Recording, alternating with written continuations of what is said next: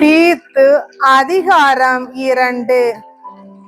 நீயோ நலந்தரும் போதனைக்கேற்ப பேசு. வயது முதிர்ந்த ஆண்கள் அறிவு தெளிவு கண்ணியம் கட்டுப்பாடு உடையவர்களாய் இருந்து நம்பிக்கை அன்பு மன உறுதி ஆகியவற்றை நன்கு காத்து கொள்ள சொல். அவ்வாறே வயது முதிர்ந்த பெண்களும் தூய நடத்தை உடையவர்களாய் புறங்கூறாதவர்களாய் குடிவெறிக்கு அடிமை ஆகாதவர்களாய் நற்போதனை அளிப்பவர்களாய் இருக்குமாறு கூறு. இவ்வாறு கற்றுக் கொடுப்பதால் இளம் பெண்கள் தங்கள் கணவரிடமும் பிள்ளைகளிடமும் அன்பு காட்டி கட்டுப்பாடும் கற்பும் உள்ளவர்களாய் வீட்டு வேலைகளை செவ்வனே செய்பவர்களாய் தாங்கள் கணவருக்கு பணிந்திருப்பார்கள். அப்பொழுதுதான் கடவுளுடைய வார்த்தை பழிப்புக்குள்ளாகாது. அவ்வாறே இளைஞரும் கட்டுப்பாடு உள்ளவராய் இருக்க அறிவுரை கூறு. நற்செயல்களை செய்வதில் எல்லா வகையிலும் நீயே முன்மாதிரியாய் இரு. நாணயத்தோடும் கண்ணியத்தோடும் கற்றுக்கொடு. யாரும் குற்றம் கண்டுபிடிக்க முடியாத நலந்தரும் வார்த்தைகளை பேசு.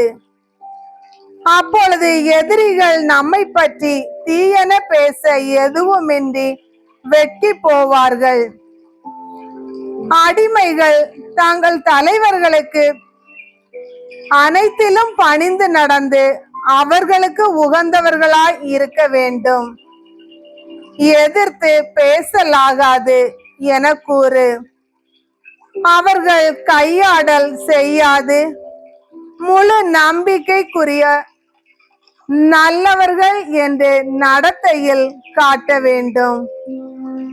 அப்பொழுது நாம் மீட்பராம் கடவுளின் போதனை எல்லா வகையிலும் சிறப்பு பெறும்.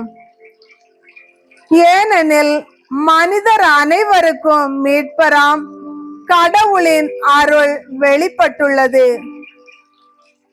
நாம் இறை பற்றின்மையையும் உலகு சார்ந்த தீய நாட்டங்களையும் மறுத்து கட்டுப்பாடுடனும் நேர்மையுடனும் இறை பற்றுடனும் இம்மையில் வாழ இவ்வருளால் பயிற்சி பெறுகிறோம்.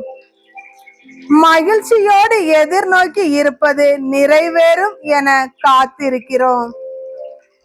நாம் பெருமை மிக்க கடவுளும் மீட்பரும் ஆகிய இயேசு கிறிஸ்துவின் மாட்சி வெளிப்பட போகிறது. அவர் நம்மை எல்லா நெறிகேடுகளில் இருந்தும் மீட்டு நற்செயல்களில் ஆர்வமுள்ள தமக்குரிய மக்களாக தூய்மைப்படுத்த தம்மையே ஒப்படைத்தார். நீ இவை பற்றி பேசு. முழு அதிகாரத்தோடும் அறிவுறுத்தி கடிந்து கொள். யாரும் உன்னை தாழ்வாக மதிப்பிட இடமளிக்காதே.